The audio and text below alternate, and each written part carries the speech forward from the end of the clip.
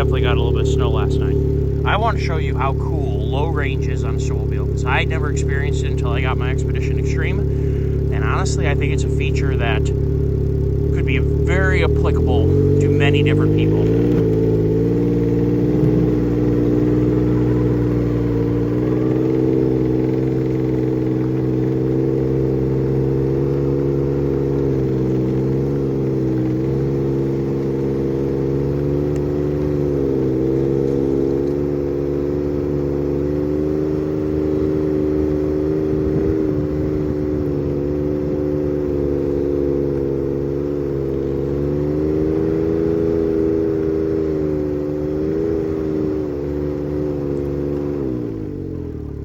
Right ahead and turn off my hand warmer and thumb warmer. Good Lord, without gloves on, it's gonna burn me up.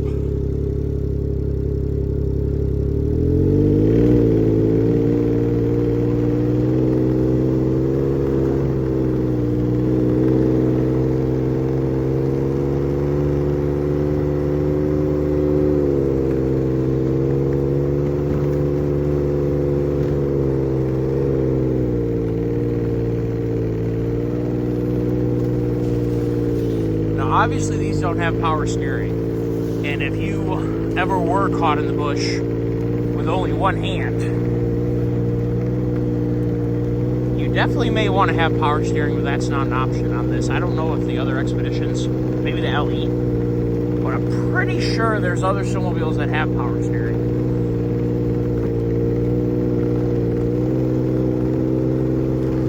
But with low range, just putts nice and slow, in control, not wearing out the belt.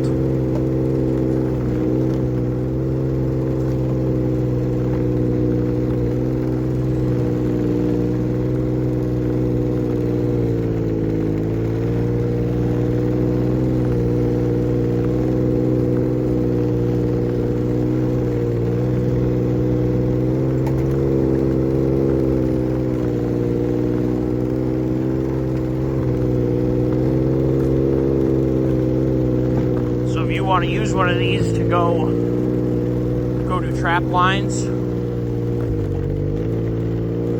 or to go do live traps or a maple collection. Oh my God, there's just so many different reasons why you may want to have an Expedition Extreme or an Expedition in general.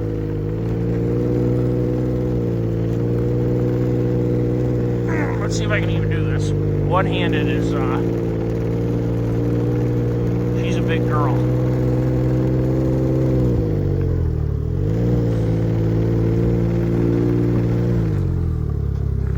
Now, do it. I only got one hand, so I'm doing the best I can. Oh, just cleared by just the nanoest of all millimeters.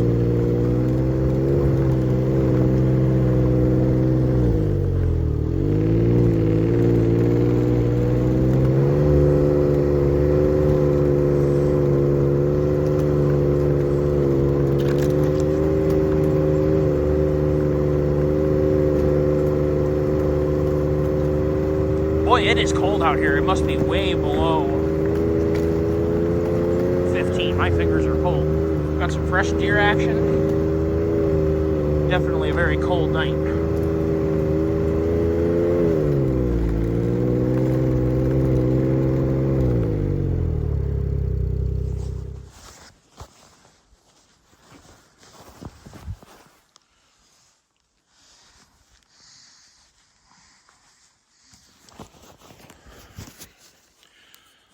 All right, guys, I had to put some gloves on for this. It is cold out here. I'm gonna have to check the thermometer. This is crazy.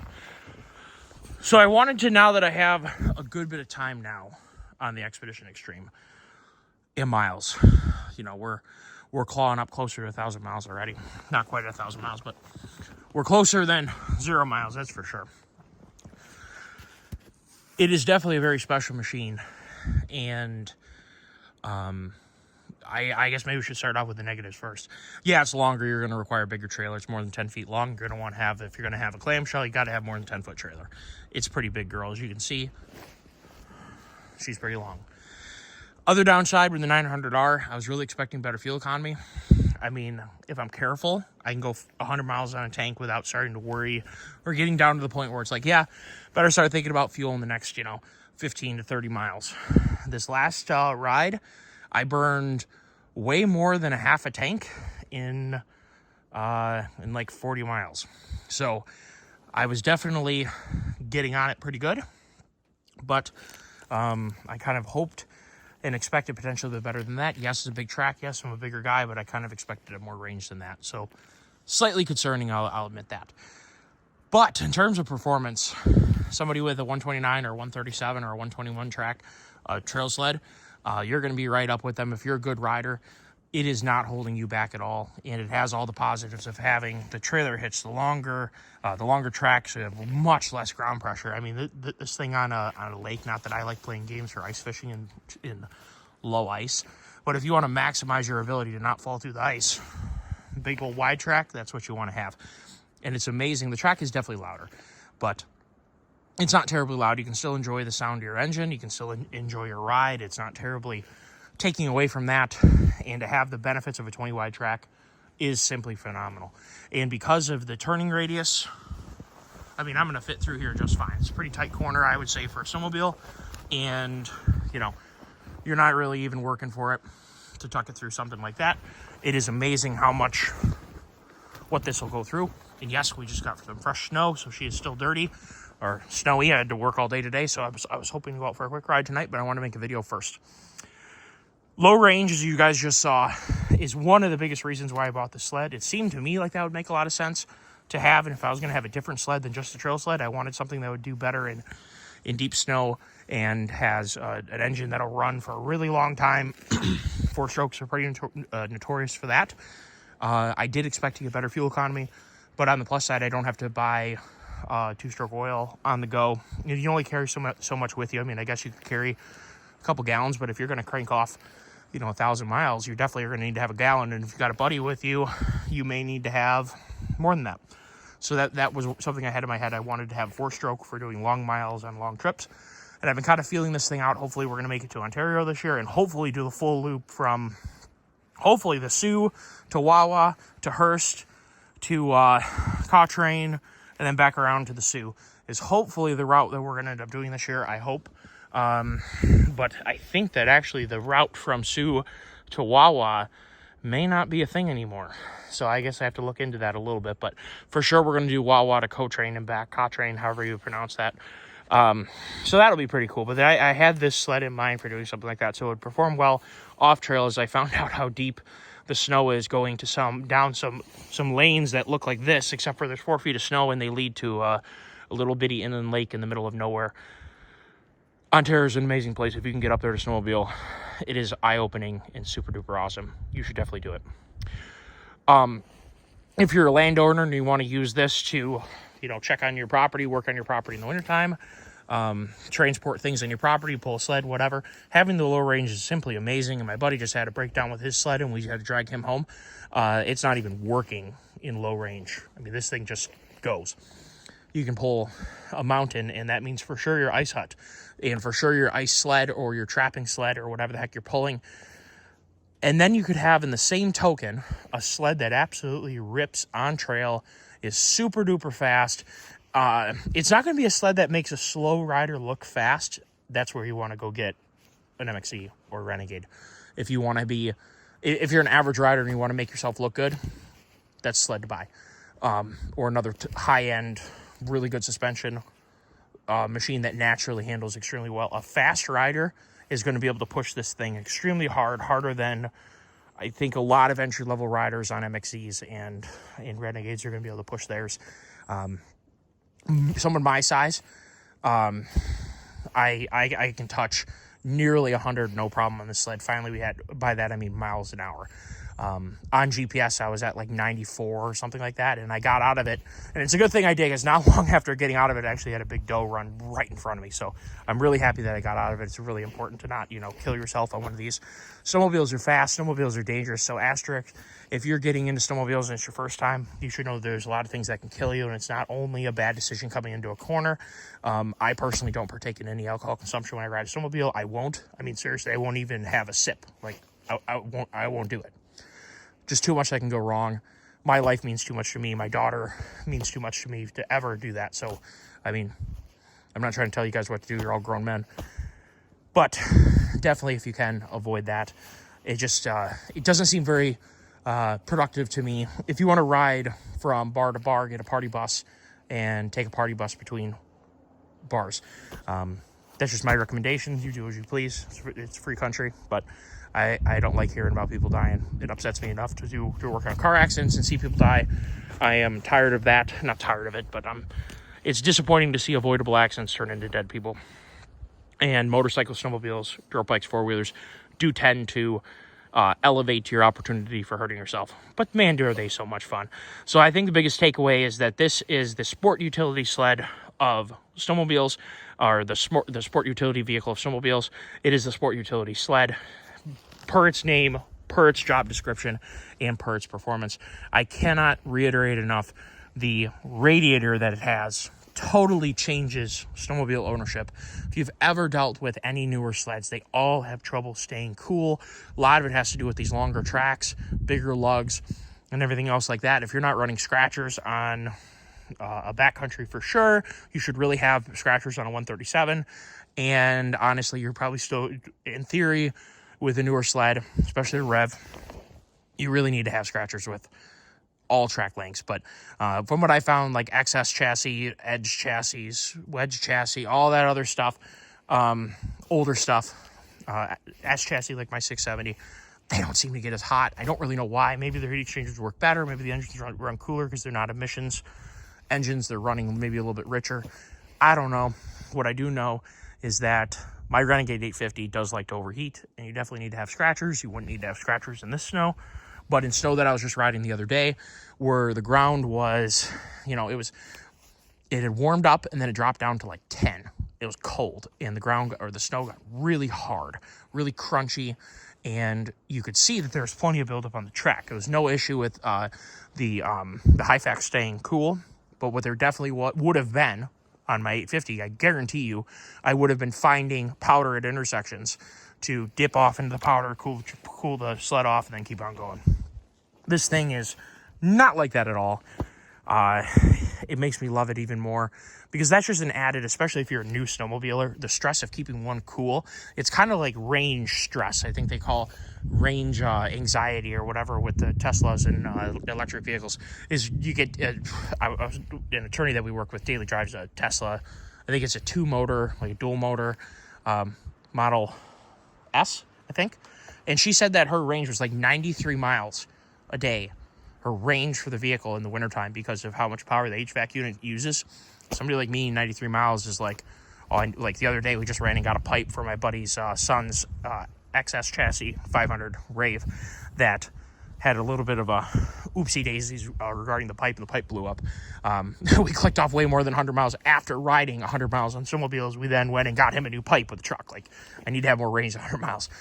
But she said that was her range. 93 miles was her range. By the time, she did whatever you do, that the car automatically warms up in the morning, she was already down to 93 miles of range after having it plugged in all night. So similar kind of range anxiety you may get with an 850 as you're watching the temp go from, 140, 150, 160, and then it starts complaining at 175 or whatever.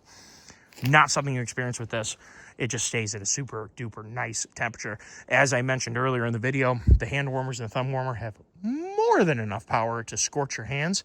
No issue keeping cool in that regard. So they've got more than enough capacity to keep you cold, no matter how cold it is. It is really cold right now. I just put on my backup gloves. These are a little thinner, and my hands feel a lot better now. Let me tell you, they were kind of hurting. I got hypothermia when I was sailing many years ago, and I've noticed that I tend to get colder sooner. And that's something I was doing a little bit of research on hypothermia, and as it turns out, once you get hypothermia, you do tend to get it easier. I don't know why. Supposedly that's the case. And no, I didn't read that on Google AI, which is, if anybody's been looking at what Google AI pops up with, it tends to be incorrect or only partially correct. I looked it up on actual studies, and that seems to be what it says. So, hands stay warm. I do not have a heated seat with this model. You can pay a couple $100 and get a heated seat if you want to. I ride spiritedly enough that I don't tend to really need to have it. When I first got into snowmobiling, I found myself using it a lot more on my Renegade Enduro. as I got to be more experienced snowmobile, I had more experienced snowmobiler, and I had more confidence, and I was pushing myself harder. I don't get cold.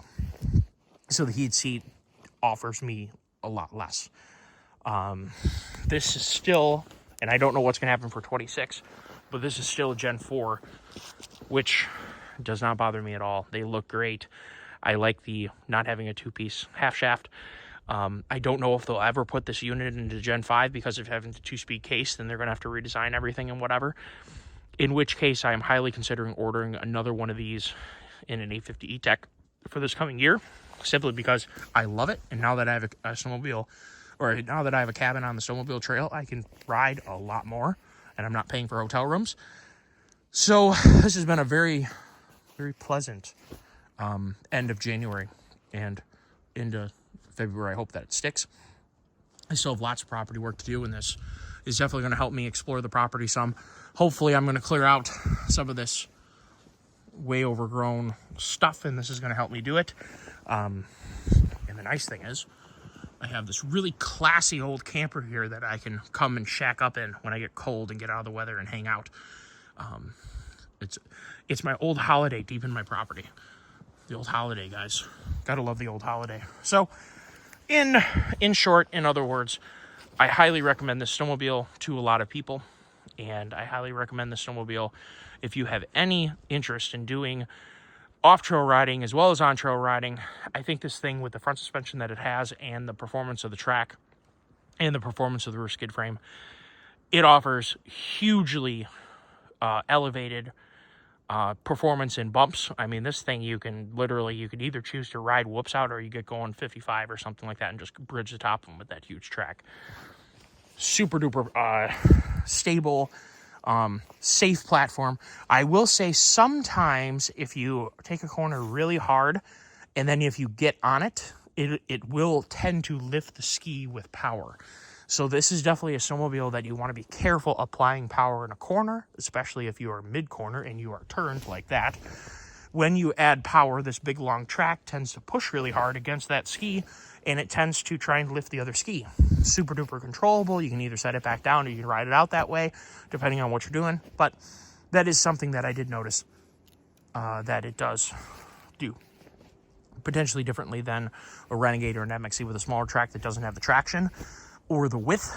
There's just so much square footage here, or square inches, we'll say, propelling the machine. The track has a lot to do with it, but don't think that it can't turn, because we have no problem turning as long as you have some snow. I will say, my buddy rode it, who is, he's got a 94 Mach 1 670 that he's done tons of work with and has spent a lot of time rebuilding it, and has had his fair share of troubles and whatnot, but he is a diehard S-chassis Skidoo guy, diehard 670 guy. His Skidoo had a little bit of a bad weekend. His recoil, all the bolts stripped out on the recoil, so it got to the point, besides dealing with a couple carb issues, when you can't start something, you can't work on it.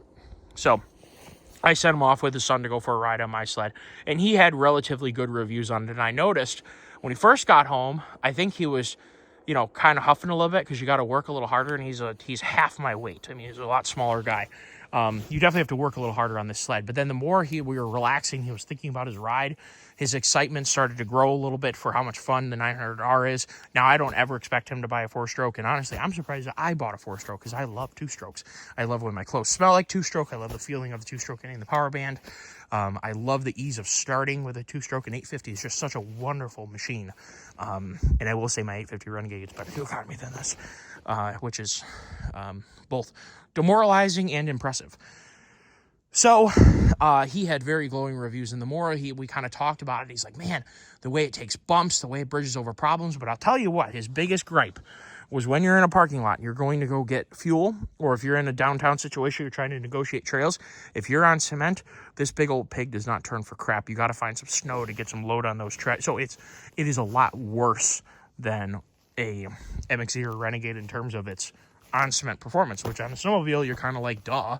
But I will say you definitely need to plan ahead and line yourself up. If you're going to be aiming at a gas pump, you need to line yourself up right so that when you cross the parking lot, you're heading for the gas pump. You don't, you're not going to do a sweeping arc to get to the gas pump. Just put it that way. this long track is going to go to the direction that you took off, and that includes crossing roads. So square yourself up with where you want to be when you're crossing a road. Make sure it's extremely clear before you go, because you're not going to do any maneuvering if there's an oncoming sled coming your way and you have one of those turning, like where the trail doesn't go straight, it kind of jogs a little bit, so you cross the road like that. If you have one of those, you really need to square up first and then cross. So a couple little nuances of riding this sled, but as you saw, I just took you through the woods, and you got a little bit of experience listening to it in low gear and seeing it putz through around. It is awesome. I love this sled.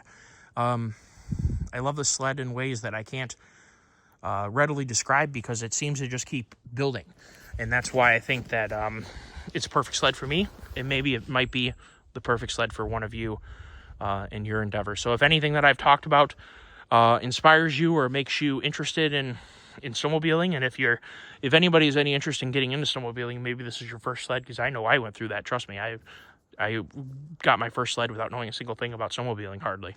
The only thing I knew about snowmobiling was hearing my friends talk about ditch banging. Really, none of them were really trail riders. They were always just ditch banging locally, and so I took the plunge and got into snowmobiling totally on my own. So I have a little bit of background in that, so if anybody's interested in or if anybody has any questions, please feel free to put them down below. I love talking to you guys. Even if you want to comment what you ride, it doesn't matter what you ride. I'd love to hear what you ride. All sleds are cool. Snowmobiling is a really special sport, and it's grown to mean a lot to me. And I hope that we can continue to positively contribute to the snowmobiling industry. And from this point, I beg Skidoo to consider my previous thoughts of putting a radiator and putting a 2-speed transmission on more of your offerings. I think that specifically the Renegade Enduro would hugely benefit both 2-stroke and 4-stroke from having a radiator and a 2-speed trans. And for the weight of whatever radiator a secondary cooler with a fan weighs, I mean, I'm talking probably 4 pounds. Like, literally, we're probably talking about nothing here.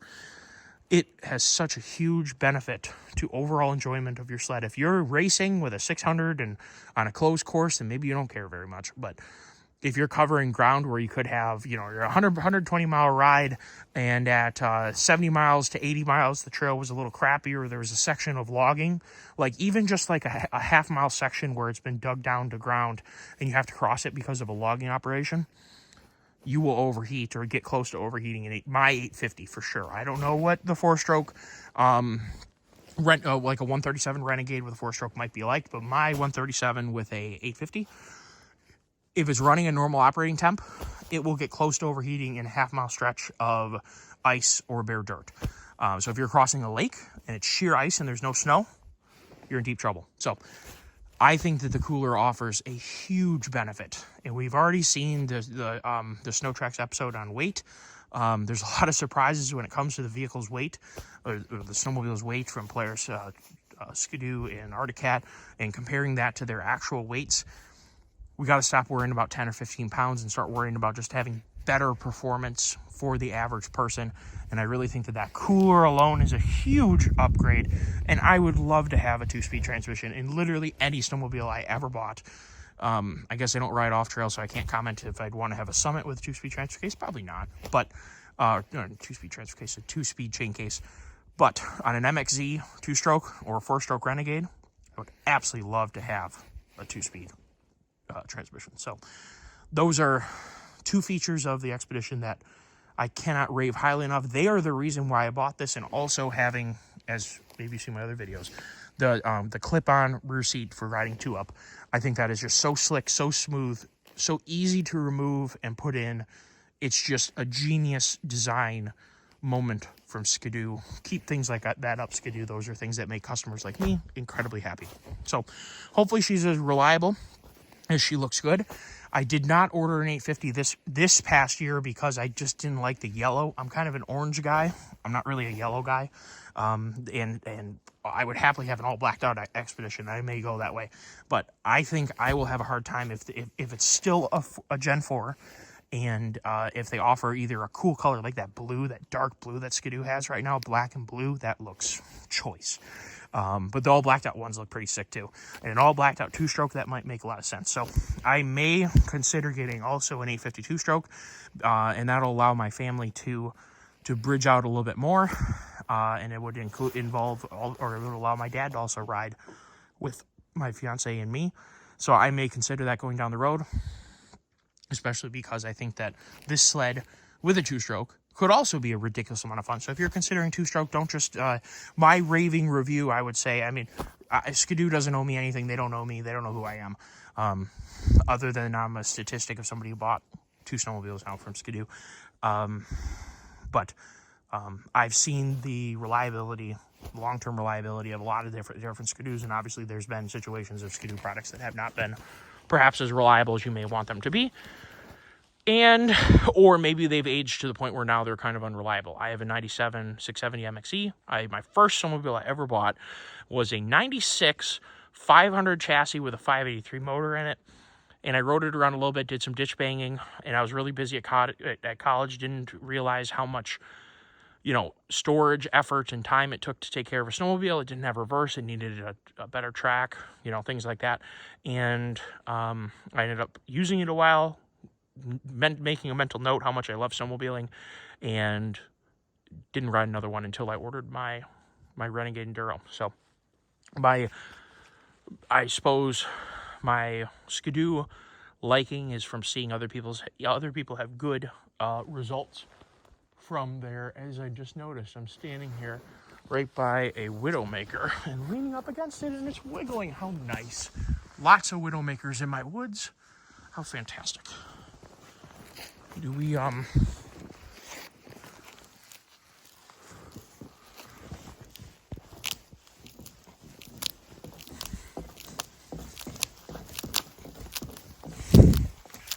just in the interest of somebody not getting hit. Oh, is it gonna come down? I don't know if it will.